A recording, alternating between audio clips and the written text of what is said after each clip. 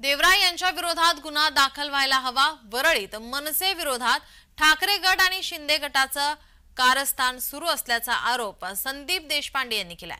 संदीप देशपांडे यांनी पत्रकार परिषद घेत हा आरोप केलाय।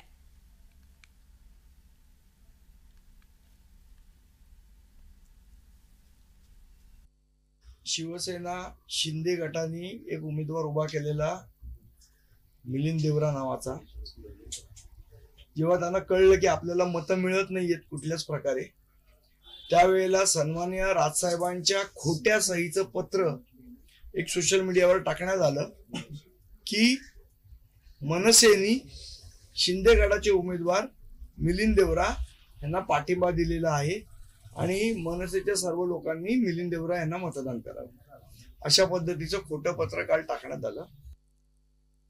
निश्चित यांच्यावर 420 मिलिंद देवरांवर गुन्हा दाखल केला पाहिजे। हे मिलिंद देवरांच्या संमतीशिवाय झालं का? आणि त्यांच्या कार्यकर्त्यांना पकडलं आमच्या लोकांनी, जेव्हा ते पत्र लोकांना दाखवत होते त्यावेळेला त्यांच्या मोबाईल मध्ये होतं।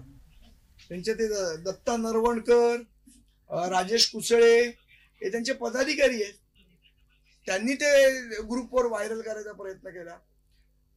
सुदैवाने ही बाब वेळेत लक्षात आल्यामुळे 8:30 वाजता 9 वाजता त्यांचा व्हिडिओ बनवला आम्ही दत्ता नरवणकरांचा की हे चुकीचं आहे म्हणून सांगा तुम्ही। पराभव समोर दिसत असल्याने असे आरोप करण्यात येत आहेत, अशा शब्दात शिंदे गटानं मनसेला प्रत्युत्तर दिलंय। पाहूयात। संदीप देशपांडे मनसेचे दुसऱ्या फळीतील नेते वरळीमधून निवडणूक लढवत होते। आता त्यांनी लगेच हार समोर दिसायला लागल्याबरोबरच मिलिंद देवरा आणि मुख्यमंत्री साहेबांवरती आरोप करायला सुरुवात केली। संदीपजी, हार जीत ही होतच असते, जनतेच्या हातात असते ती, समोरच्या उमेदवाराच्या किंवा मुख्यमंत्र्यांच्या हातात तुम्हाला हरवणं किंवा जिंकवणं हे कधीही नसतं। तेव्हा शेवटच्या क्षणापर्यंत धीर धरा।